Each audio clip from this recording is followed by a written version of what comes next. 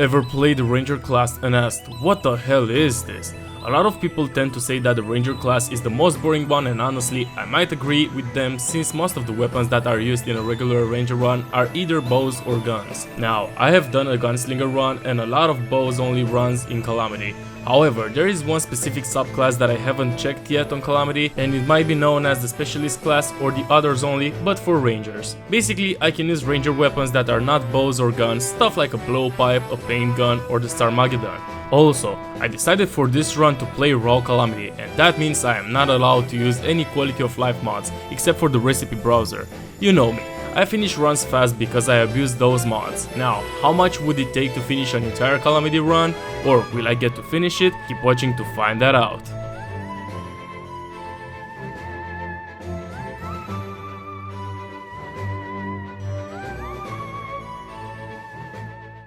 Hello there dear Terrarians, and welcome back to yet another challenge run on Terraria Calamity. A challenge run that took a long while to record and forever to edit since I got busy with finishing college and having fun afterwards. This is a challenge run that I have kinda done on vanilla before. Now, I have checked some Calamity weapons and I was like, I have done Gunslinger, but I didn't do shotguns or rifles or pistols only, but that would be way too boring, especially in the late game where shotguns are combined with miniguns, pistols are combined with cannons and so on. Why not check some unique weapons instead? I can play with blowpipes, guns that use no ammunition, buzzsaws and some Drayden weapons as well. After cutting down a lot of tall trees around the spawn, I decided to plant the acorns and be as nature friendly as possible because this time I'm not playing with any quality of life mods. That means no alchemist NPC, no infinite money sky mill glitch and no infinite wood from an NPC that randomly falls from trees. The difficulty that I'm going to play on will be Revengeance, as always, since I want to have a decent time with this run and not get bald after dying to a green slime. No quality of life mods also means that I will spend some time on building houses, but not that much since I'm not really willing to make something artistic, but rather just the bare minimum. The adventure continues with even more deforestation since I really got lucky with a lot of tall trees near the spawn. Then, as I kept going to the left, I checked if there is any free space indicating a pyramid entrance, but to no avail. I found a shrine and decided to go down, taking every wooden chest that I found on my way down and eventually finding a suitable weapon for this run, that being the blowpipe. Known for being a good option against the mechanical bosses? Maybe not in Calamity, but trust me when I say that this is a really good option in vanilla, especially with the acro darts. I had to gather some seeds, but all the enemies decided to jump me and I somehow managed to survive all of that shit. Down in the caves, I was kinda lucky to find a glowing mushroom biome and a chest that had Hermes boots, this being a sign of good luck and the fact that I will find a lot of precious loot in here and not get annoyed by maces, bands of regens and extra alternators in every single chest. For this early stage I also managed to craft a lucky horseshoe and a grappling hook, so mobility and dying from fall damage wasn't really a problem anymore. Of course, the best duo had to be completed, so I also found a cloud in a bottle, which was great news. I will continue mining and exploring, so I will need a better pickaxe and probably to pay more attention to enemies since that skeleton almost had me killed. I continued spelunking for a while, eyeing out life crystals, gems and gold ore, but after not finding much anymore, I decided to call it a day and return to my home base and talk to the traveling merchant, which had two of the best items you could get from him: the Lifeform Analyzer, good for identifying rare creatures such as the Goblin Stinkerer or the fatherless girls from caves, and the DPS meter, the accessory for which you would kill me in real life because I sometimes forget about it and you guys seem not to like it when I don't show specific numbers. I had some gold, so I decided to craft a golden helmet just for the sake of it, then continued exploring and found the easiest cloud in a bottle for my entire life, along with a worm that went to bite my ass. Then crafted some demonite and the Megaluminescence along with it and headed straight for the jungle. I could explore the giant living tree with the beehive and check the chest, hoping for some free stingers that could be turned into ammunition for the blowpipe, but the only stinger that I could get was the one shot by the one and only queen bee that decided to wake up and chase me.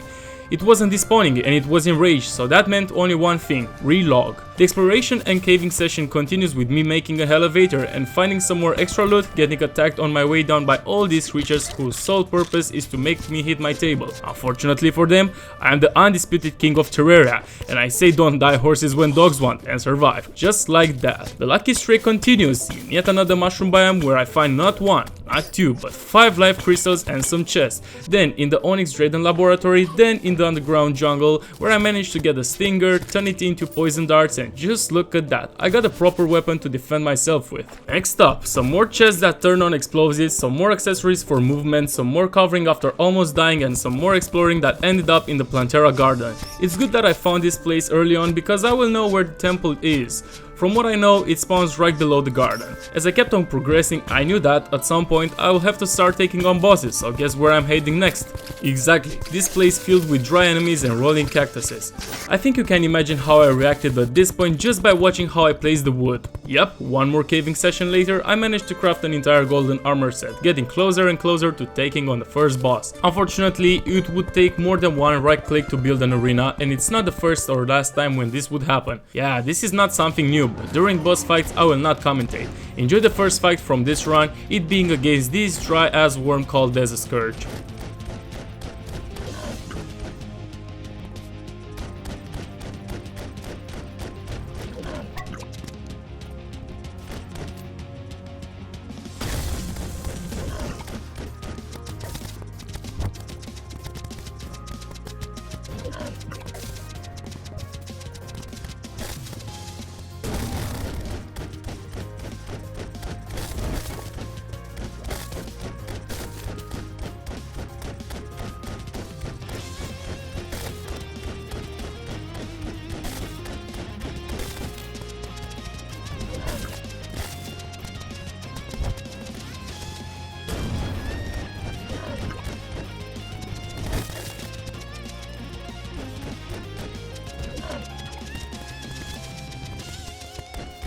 Yep, there we go, the first boss has been taken down, and with it comes the reed blowgun, a weapon that I have used before in my boss loot only run.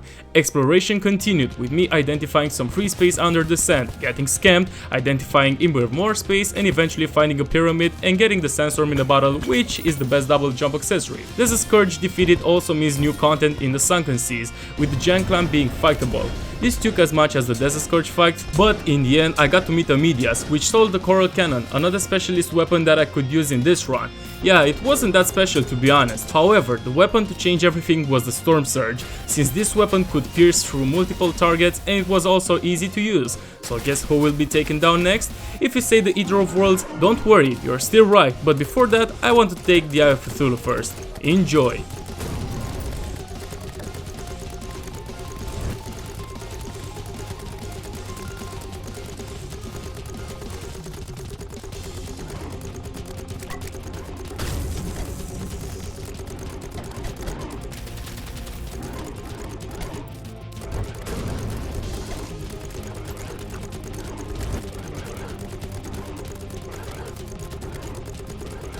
Nice! One more boss taken down. Now let's get some more buffs and continue with the worm.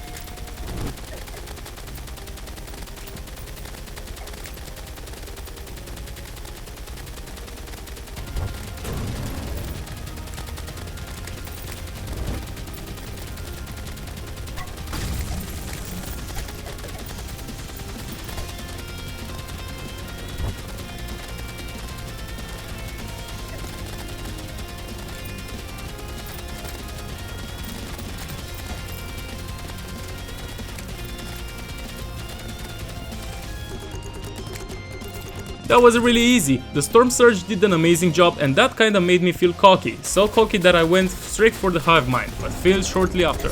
Well, maybe take a break and gather some more items? I got down, drank an obsidian skin potion and took a dive in the burning hot lava with a single goal in mind. Mine a lot of hellstone. With it, I could craft some new tools and not only that, I could also craft the firestorm cannon and test it against the king slime.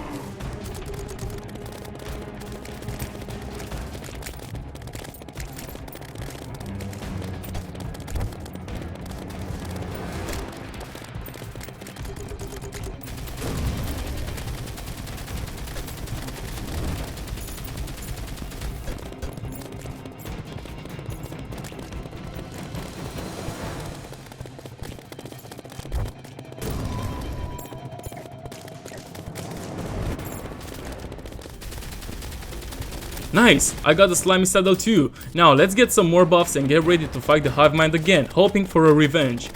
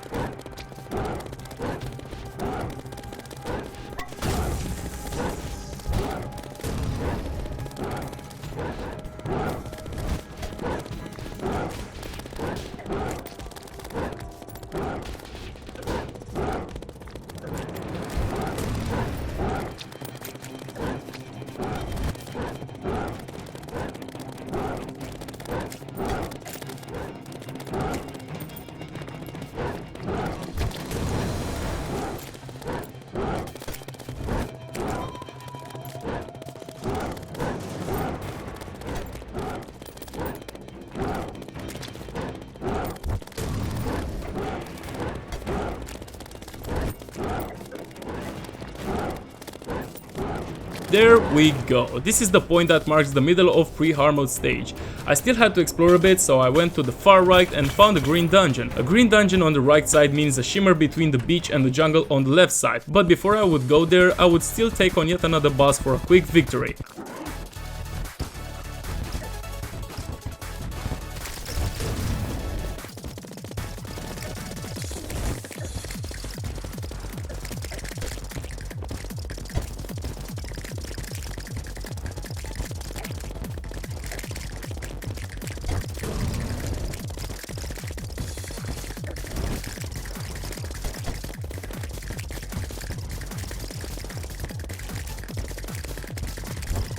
Crabble undefeated means that I get my first ever rage upgrade from this run, as well as the fungal clump, which always helps me. As I went to the far left, a message popped up warning me about an upcoming invasion. How sweet! Luckily my weapon was better than expected for this situation and managed to easily take down the goblins, so in a few minutes the goblin invasion has been defeated. Continuing the side quest, this time looking for the shimmer, but instead of fighting it, I wander around random caves and stumble upon this nerdy ass tinkerer. I also had to take off and reach the skies in order to find a shiny red balloon, then kill harpies, then also look for a blizzard in a bottle since I wanted the bundle of balloons, as well as a snowball cannon, which will be needed shortly after Skeletron. The bundle of balloons is here, but you know what else can I do?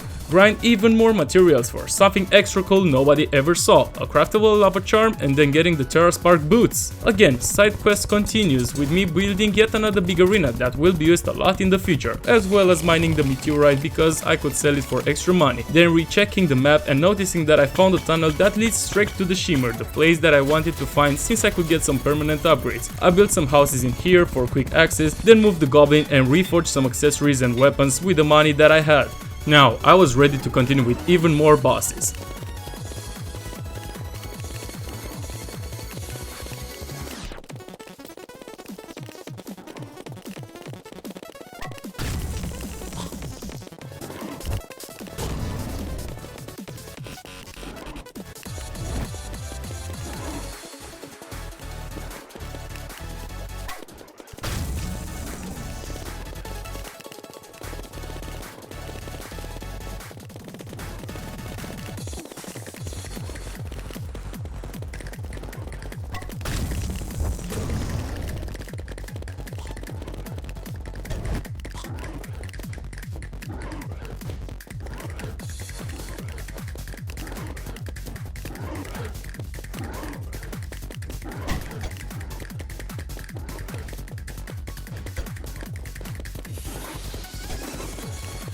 Easy! Skeletron defeated means that the dungeon is now accessible, and as a ranger that is kinda important since I could gather a lot of items, sell them, and also gather bones and get my hands on a full necro armor set. Also, I get Chippy in my world. Chippy, if you see this, I love your content, bro. To sell the counter scarf, which is an incredible accessory for dodges and dashes, maybe better than the Master Ninja gear. With bones, I could also craft the Mech Flurry machine, which requires slow flakes in order to work.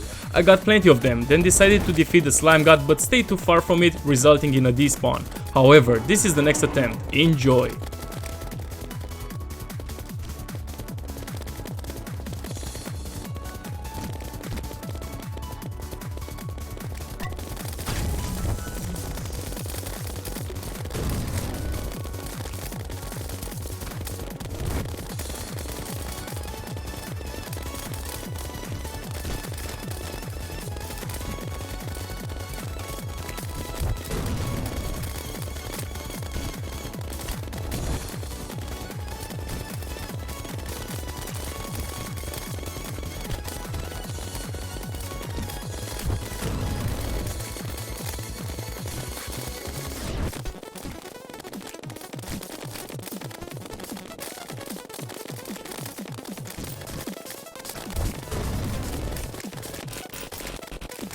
Slime got defeated means I get my first ever adrenaline upgrade, and I love it.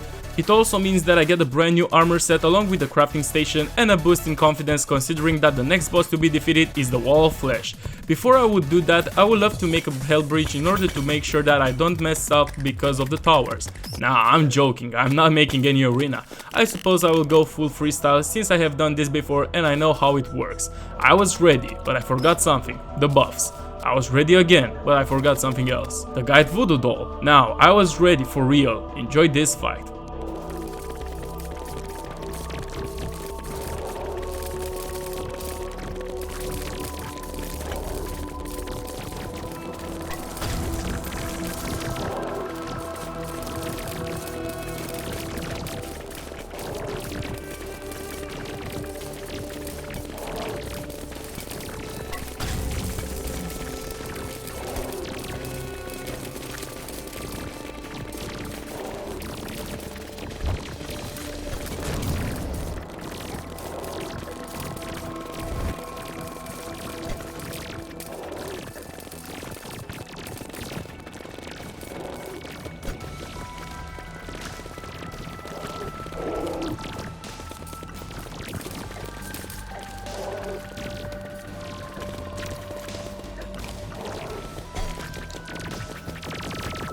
Okay, let me give you some context behind this. I was about to go to a rave where I had a DJ set in like 1 hour. I had people over my house waiting for me to stop recording and start drinking, and they watched me as I started screaming, "Mine faster!" Honestly, this was pure cinema for them, and maybe for you too. Anyways, the Wall of Flesh has been defeated after a spectacular freestyle fight. Welcome to hard mode, where I open the treasure bag and get the demon heart, which increases the number of accessory slots, perfectly for me to fill the new slot with a newly shimmered ranger emblem. I started with a small side quest, and that was to build a nice garden. Trust me, I only used some deathweed and dayblooms in the entire run. Then, the mining session started with me getting my hands on cobalt and palladium, killing some enemies in the underground hollow for souls, killing harpies for the essence of sunlight, and then spending no less than 20 minutes in the ocean just for 2 regeneration jellies. Well, at least I could shimmer one of them and get the blue jelly instead of farming for it. Then I managed to craft the grand gelatin. The next main task was something that you know I don't really love doing, and that's fishing in a corruption biome. Well, it was a good opportunity to fish for ebon kois, armored cave fishes, gold carps, and also crates, but what I wanted from here was the corruption exclusive weapon, aka the toxicarp, which is a specialist weapon. The fishing session ended as I got warned that this is going to be a terrible night. Well, you know what they say on the internet, call the ambulance, but not for me. I took some potions with me, and then there it was, Phantasm flying towards me while Retinazer tried to catch up.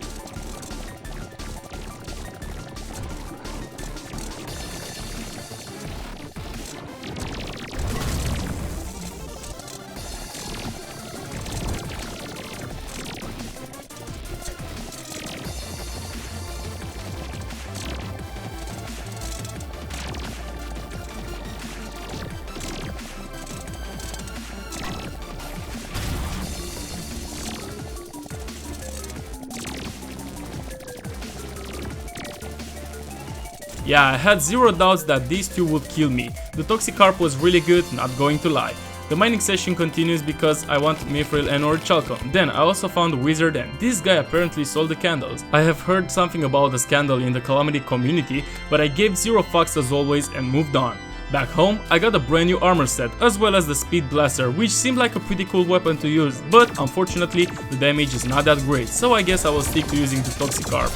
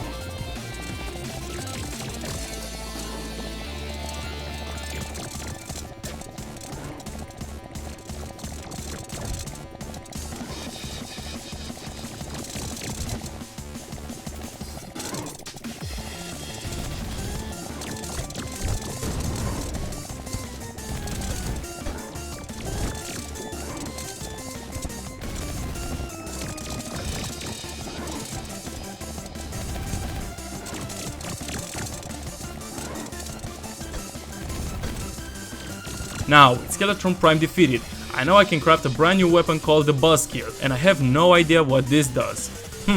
This is more like a melee weapon if you ask me, but I clearly see its potential, so I got an idea. Apparently, this is great for multiple targets and especially worm enemies, and the only one mech boss left is the Destroyer, which is a worm. However, the Destroyer sucks on revengeance and I have to take care of the probes as well. I have another plan for the Destroyer, but that implies getting a pretty rare weapon from a boss that might annoy me a bit. Fortunately, that boss happened to be another worm, so I guess I won't really have issues with the DPS not being high since the buzzsaw pierces. I bought a candle that gives me more offense stats, got some buffs and summoned the Aquatic Scourge.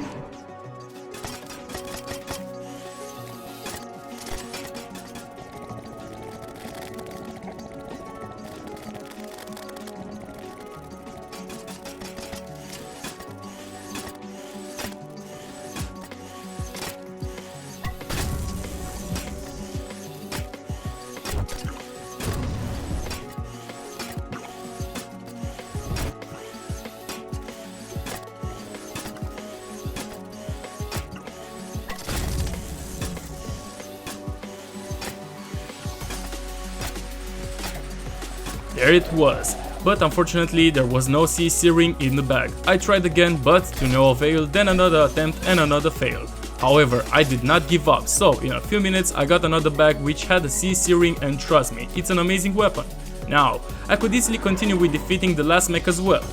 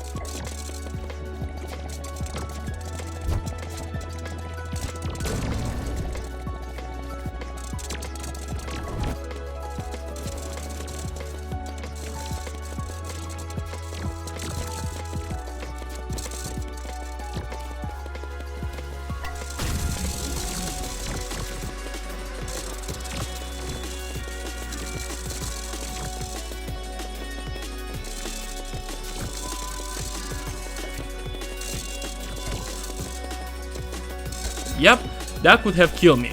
But do I give any damn? Not anymore. Not at all. This is not hardcore. I got past all 3 mechs. Now, it will be the time to get the upgrades, which normally in a regular run of mine would have taken a maximum of 5 minutes. Now, what if I tell you that this part took an entire hour, and it all breaks down to a single accessory. I tried fishing in the ocean for it, then in a jungle pond so frogs could spawn, then in the sulfurous sea so I could also gather some plenty mush, then in the ocean again, then in the jungle again after the fishing line broke as I was about to catch that accessory.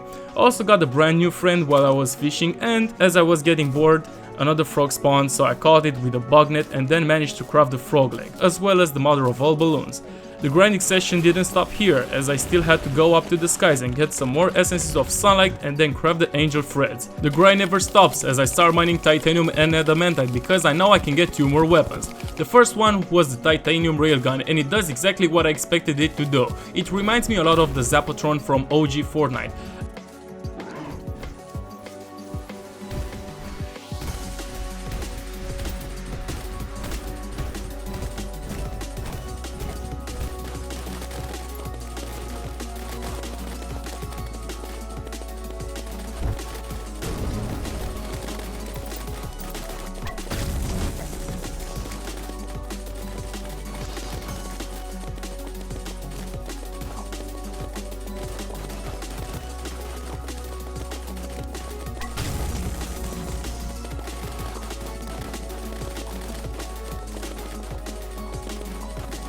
The Queen Slime was also a good target dummy in order to test different weapons, and it was also a nice way of getting more souls of light, so I could also craft the adamantite particle accelerator, which again does exactly what I expected it to do.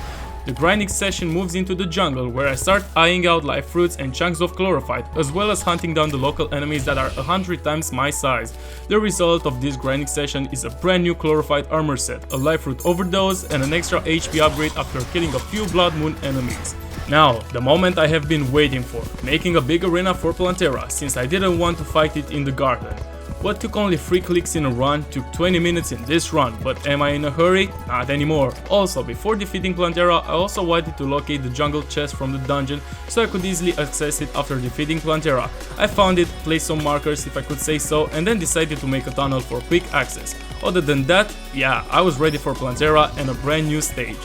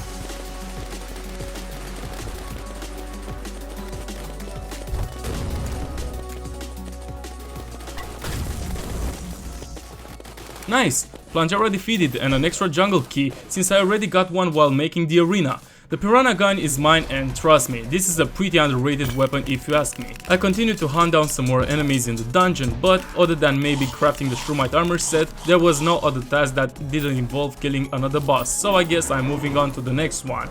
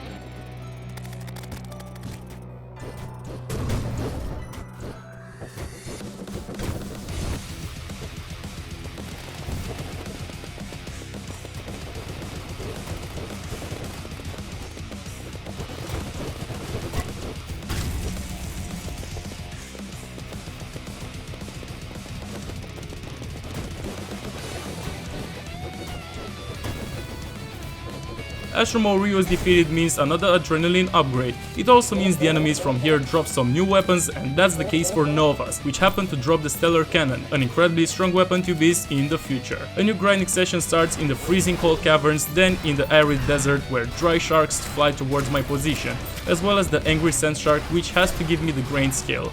Normally I wanted this for a sand gun upgrade, then I was like, what the hell, why not make a necklace and get to deal more damage? Now back to the freezing cold tundra where Cryogen has to be challenged.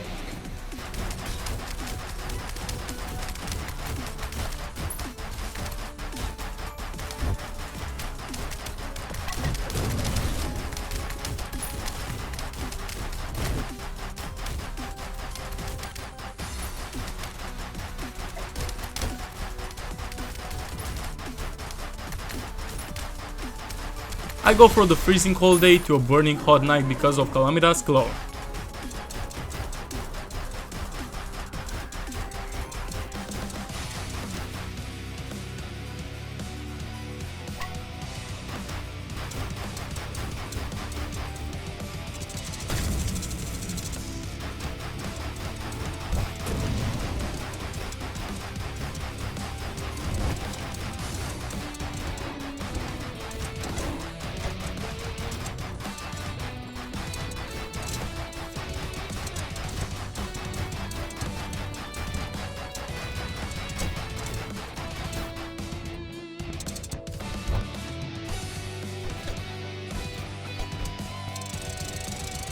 There we go, I could continue this grinding process since I could finally craft the core of Calamity, which was needed for the Deadshot Brooch.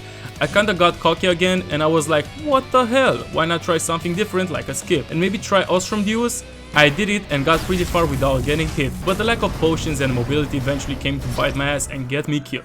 However, I did not give up, so I got some more potions and tried this again.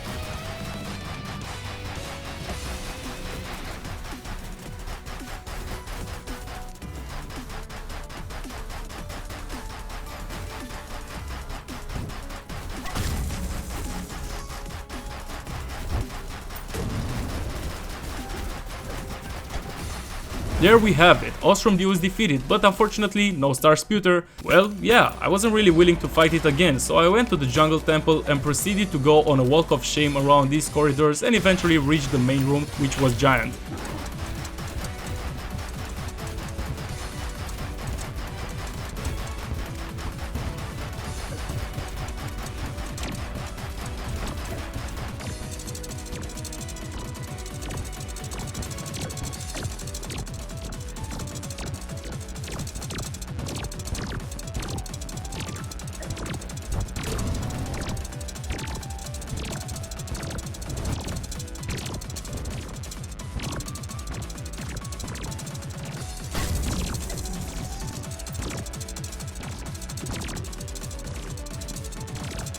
This guy was pretty easy to take down and I wanted the Eye of the Golem and some more items due to how profitable they are, so I defeated it again.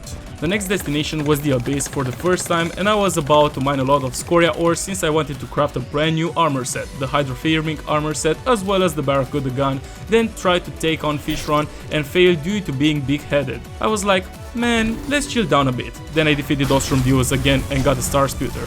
Pretty chill if you ask me. Next up, getting closer and closer to the end game.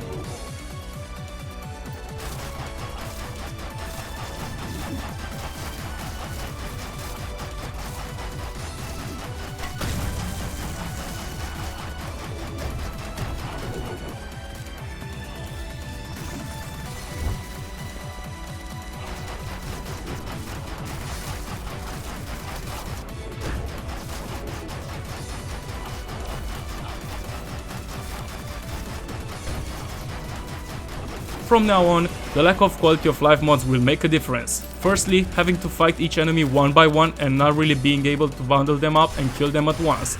At least I got a brand new weapon, the Spectral Storm Cannon, an upgrade to the previously used Firestorm Cannon. Apparently cursed flares exist, so I got as many of them as possible. Then I took on Fishron for a few more times because I wanted the wings.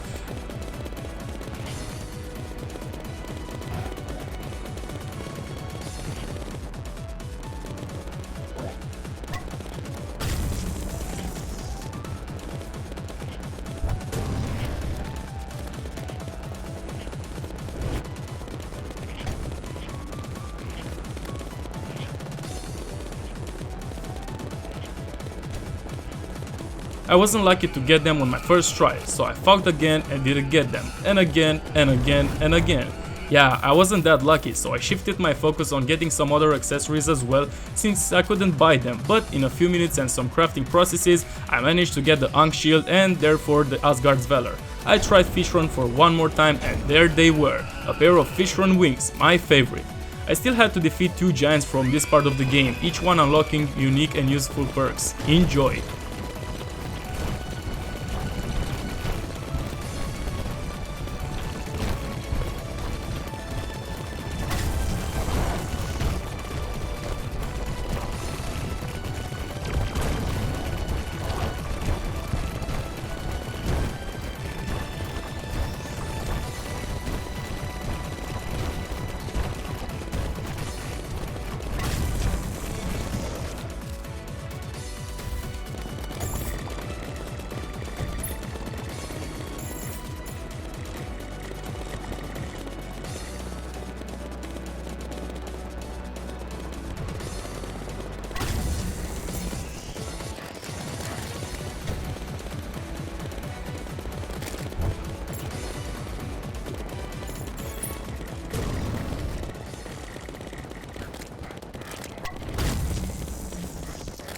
This is yet another part that could have taken 1 minute with a special NPC, but nah, I gotta go down in the abyss and farm for depth cells manually.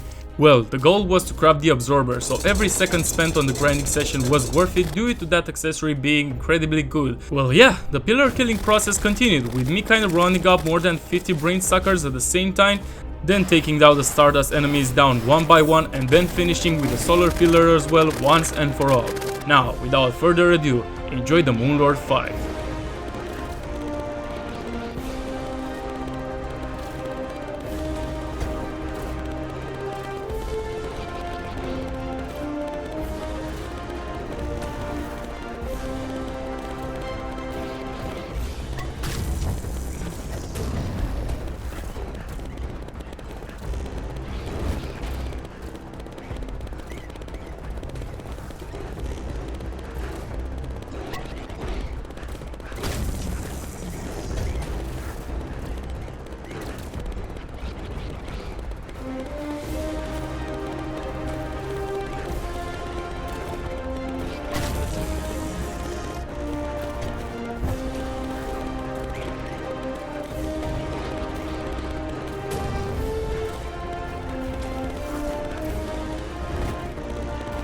With Moonlord defeated, I knew that 2/3 of this run were complete. Unfortunately, these were the easier ones, as the next part requires good dodging, good weapons, constantly being buffed and big arenas.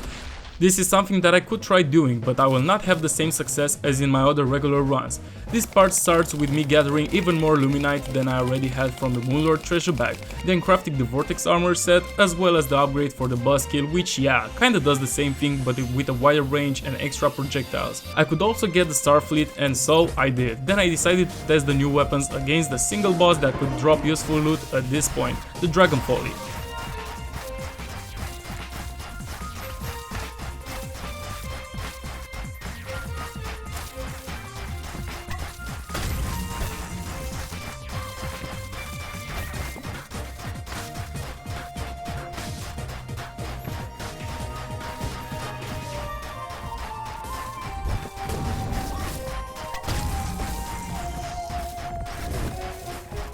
Yup, there we go, I get yet another rage upgrade as well as the dynamo stem cells. There were some other weapons that I could have acquired before the Moonlord, one being the nullification pistol, which happens to have an upgradable version that requires one sentinel to be taken down, but unfortunately for me, that one sentinel is the worst one. More specifically, Ceaseless Void. Well, I guess I will make my way down, or maybe not. I will set up my spawn point knowing how many times I will die to this boss, and just look at this guy standing right here being all tough. Yeah guys, the Ceaseless Void fight was just as expected. Nothing new, nothing special. So instead I decided to follow regular progression and take on the Guardians and Providence.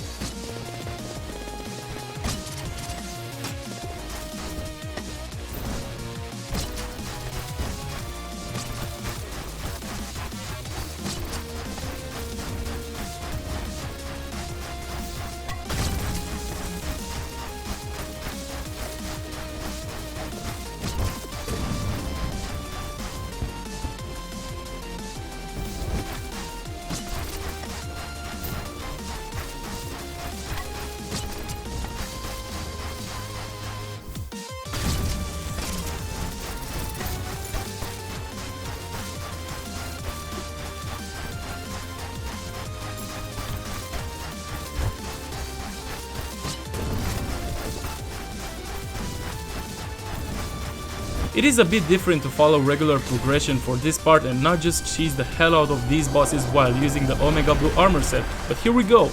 I was able to mine Willy Bloom ore, getting a new HP upgrade and a pickaxe, as well as 2 new weapons, but unfortunately to no avail. I shifted my focus towards completing the Drayden computer, mining in order to reach the laboratories, finding and decrypting schematics, and crafting the heavy laser rifle. This was a far better option since I could use it in order to defeat Poltergeist despite failing for like a lot of times.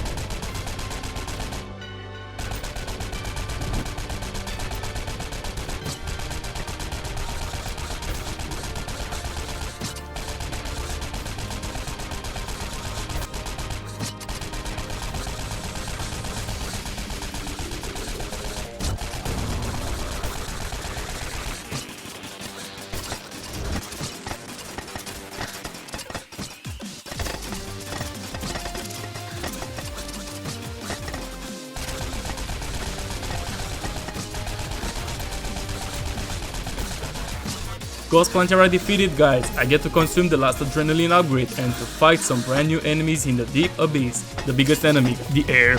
I really loved that the heavy laser rifle dealt like a lot of damage, so taking down the Reaper Sharks wasn't really a problem at all. But you know what the problem was? Having enough air in order to take down another one without leaving the 4th layer, and not only that, when I died I had to come back and go through all the layers where the acid raid mini bosses kept on spawning, the most annoying one being the Kragmaugmire. I eventually killed 3 Reaper Sharks and finally managed to grab the Omega Blue armor set, as well as upgrading the Shark Tooth necklace. Now, I could test my new loadout against Underworld Providence, but before I could do that, I had to clear a lot of space since I had no city bosser or bridge maker to help me. Here's how the fight goes.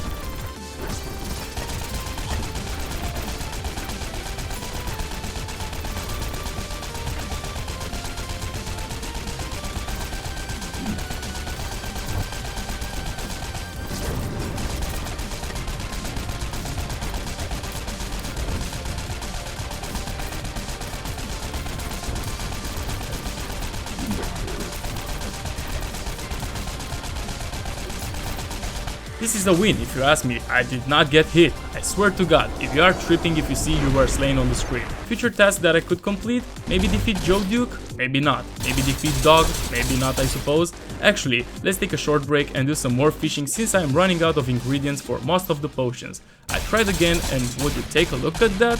Almost a good attempt. Almost.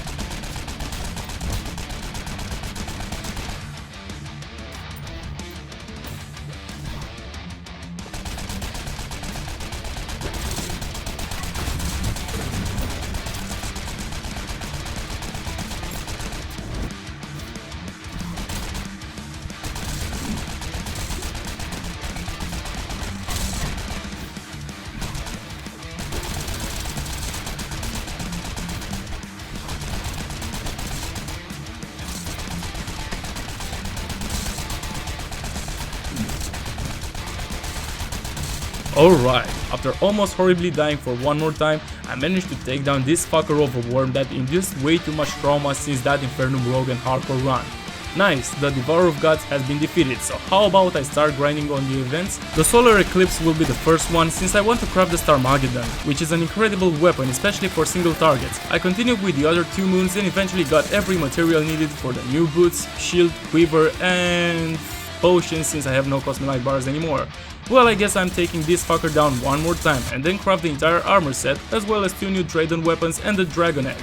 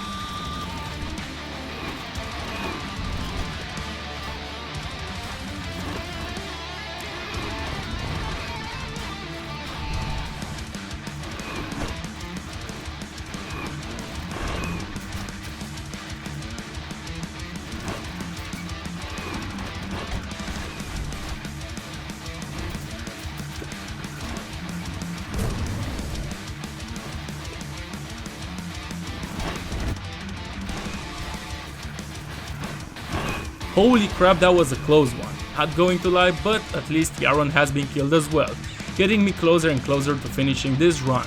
Now, take a moment to notice how stupid I am, selling every item that I had from Yaron, including the wings. Next up, it was the last mining session, the one which almost gets me killed every time due to getting electrified by the Auric ore. I managed to craft the Auric Tesla armor set, but then I realized what I have done a few minutes prior. Well, the best I could do was to craft the frozen beacon needed for the computer and the altar of the accursed for Supreme Calamitas and then defeat Yaron again, which wasn't really a problem. Yeah, now I was ready for the Exo Mechs. Or was I really? It seems like Thanatos had something else to say, so I decided to change my strategy when fighting the Exo Mechs and summon Thanatos first.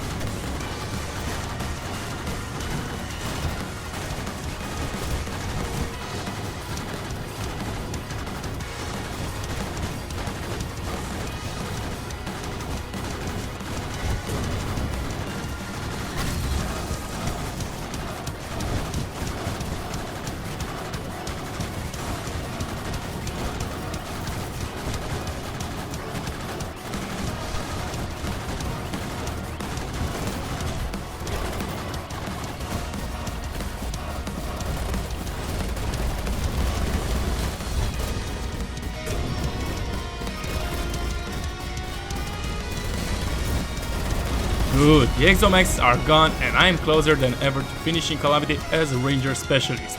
So far this challenge has been incredibly fun, despite me having to use pre-iron weapons for this part of the game and no quality of life mods and extra dodges granted by those extra potions. Honestly, this run made me realize that I might not actually be that rusty as I think I am. Now, there was only one boss fight left to be complete and it was the Supreme Calamitas one, and trust me, this one was pretty bad, but not like the worst. I will end the commentary here. Enjoy a montage of deaths against Supreme Calamitas and the actual fight.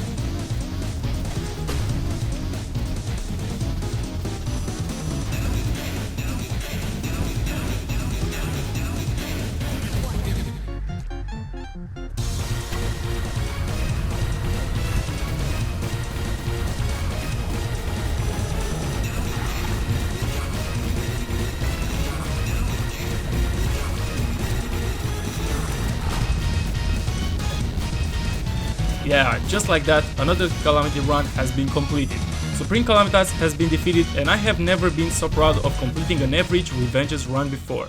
The Specialist class has been incredibly fun, not because of the challenge offered by the lack of weapons, but because of the weapons themselves. Them having a unique gimmick made this run interesting and fun. Now, I will show you the proof that no quality of life mods, except for the boss checklist and recipe browser, have been used, and also the time spent on this run. Clearly a difference. Well, thanks for watching, don't forget to like and subscribe, and I will see you in the next one. Peace!